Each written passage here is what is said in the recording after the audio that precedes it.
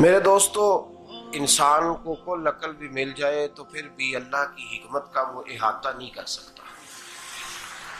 रब्बे करीम को ज़्यादा पता है कि हमारे लिए कौन सी चीज़ बेहतर है और कौन सी चीज़ हमारे लिए नुकसान का बाइस है।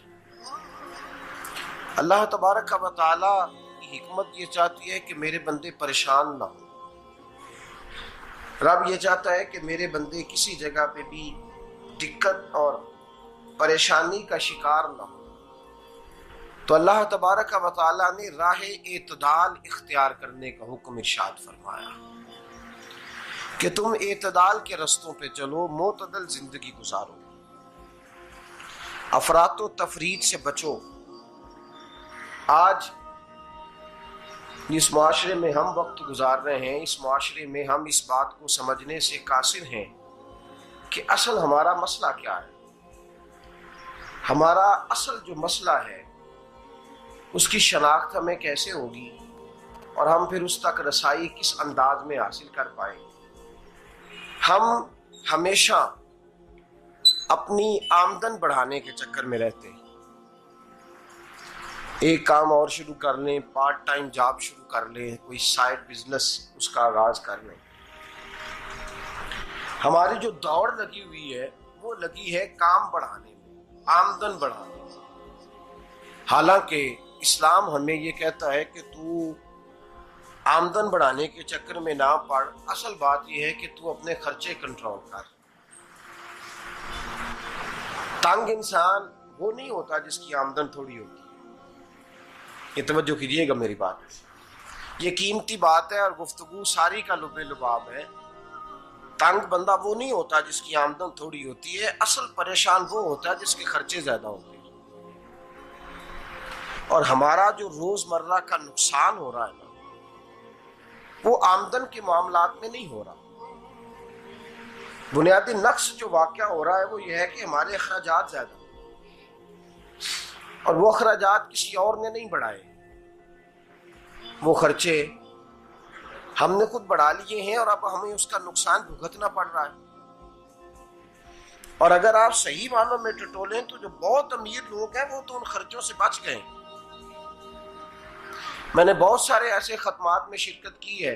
मैं बहुत सारी ऐसी जगहों पे गया हूं कि जहां लोगों ने बड़ा मुख्तसर सा खत्म दिलाया है तो हो गया है खत्म। खत्म के मामले में कब किसी ने पाबंदी लगाई है कि उसमें 200 आदमी शरीक होगा तो तब ये साले सवाब सही हो सकेगा? कौन कहता है? या शादी के मौके पर अगर सारे बहन भाइयों को न बुलाया गया तो मेरी शादी पाया तकमील तक नहीं पहुंचेगी, इसमें बरकत नहीं होगी। ये किसने फतवा दिया है?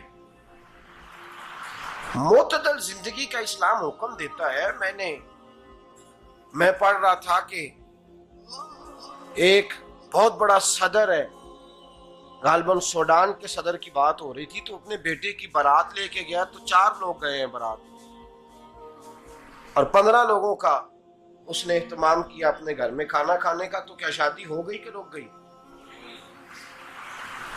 तो भाई राग अलापना इस बात का कि बड़ी परेशानी है, कोई साइड बिजनेस शुरू किया जाए फलान जगह फलान जगह फलान जगह। तो असल मामला ये है कि पहले एक बंदा कमाता है तो फिर भी घर ही चलता है, फिर बड़ा बेटा साथ शामिल होता है तो फिर भी घर ही चलता है, फिर मंझला बेटा शामिल होता है तो फिर भी घर ही चलता है। जो रोना दादाजी रोया करते थे कि बड़ी मुसीबत है, बड़ी मुश्किल है, गाँव में रह अकेले होते थे और वो 5 बच्चों को और 4 बच्चियों को वो पालते थे, तो जो वहां परेशानी थी वही आज परेशानी शहर में आकर पढ़ लिख कर मोटी तनख्वाह लेकर वही परेशानी हमें है।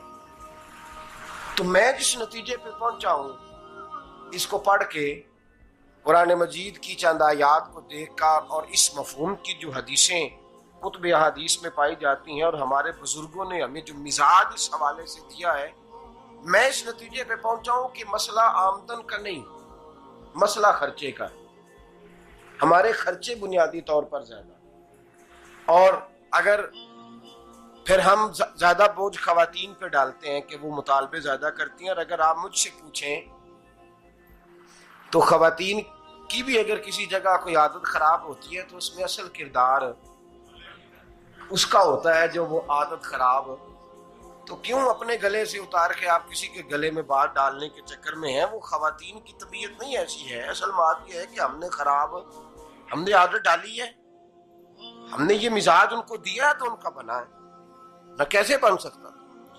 तो एतदाल जब तक जिंदगी में नहीं होता, पानी प्यास बुझाता है, लेकिन एक गिलास ही हो तो प्यास बुझाता है। बाल्टी को मुंह को लगाएगा तो कपड़े भिगो देगा उसके। हालांकि पानी बुरी चीज का नाम नेमत है ना, बहुत बड़ी अल्लाह की, लेकिन प्याले में ही अच्छा लगता है। कोई मटका मुंह को लगाएगा तो तंग होगा, प्याला ही बेहतर है उसके लिए। तो मेरे दोस्त, मटके से भी बाज़-औक़ात काम चल जाता है, लेकिन अगर कोई कहे नहीं मुझे दरिया ही चाहिए तो उसका तो घर बह जाएगा, सारा घर बह जाएगा उसका। हमें दरिया काबू करने का मूड बनाया हुआ है तो इससे घर बहा करते हैं, इससे घर बना नहीं करते। घर प्याले से पानी पीने से बनता है। अगर तू दरिया पे कब्जा करने का मूड बनाएगा तो घर बनेगा नहीं, घर बह जाएगा। आग ना हो तो खाना पक नहीं सकता, लेकिन हल्की आंच से खाना पकता है। और अगर आंच तेज कर दी जाए तो जी, करीने क्यास बात कर रहा हूं मैं, अकल से मावरा नहीं कर रहा। करीने क्यास समझाने के लिए मिसालें दे रहा हूं। हल्की आंच पे खाना पक जाता है और आग तेज हो तो खाना जल जाता है। तो खाना उतनी देर ही खाने के काबिल रहता है जब तक वो हल्की आंच पे पकता है। तू जितनी मर्जी तू कहता है नहीं मेरा गुजारे नहीं, आग तेज होनी चाहिए, तो मियां जल जाएगा, जल जाएगा। हवा न मिले तो सांस नहीं आती, ठीक है? ऑक्सीजन ना हो तो सांस है, हवा ना चले तो गुजारा नहीं होता। लेकिन अगर तेज जले ना, अगर तेज जले तो तेज चले तो आंधी और तूफान बन जाए तो छतें गिरा देती है, जाने ले लेती है। हम हैं तूफान के चक्कर में, हम हैं दरिया के चक्कर में, हम हैं बड़े नाव के चक्कर में। तो मियां हल्की आंच ही अच्छी है, याद रख। और एक गिलास पानी का एतदाल से मिलता रहे तो वही मिलता रहे, जरूरत के वक्त वही बेहतर है। तू पूरे दरिया पे कब्जा करने का प्रोग्राम ना बना, तंग हो जाएगा। और मेरे अजीज याद रख, हवा सांस लेने के मुताबिक मिले तो वही अच्छी है, जो सांस बंद करने पे आ जाए वो हवा अच्छी। हमने चक्कर चला लिया है कि ज्यादा पैसा, रातों रात पैसा, लंबा पैसा, ये प्लाट भी मेरा, वो प्लाट भी मेरा, गुजरावाला भी, गुजरात भी, लाला मूसा खारी और पिंडी तक जहां मैं जाऊं मेरे नाम की तख्तियां लगी हुई होनी चाहिए। इस्लाम मना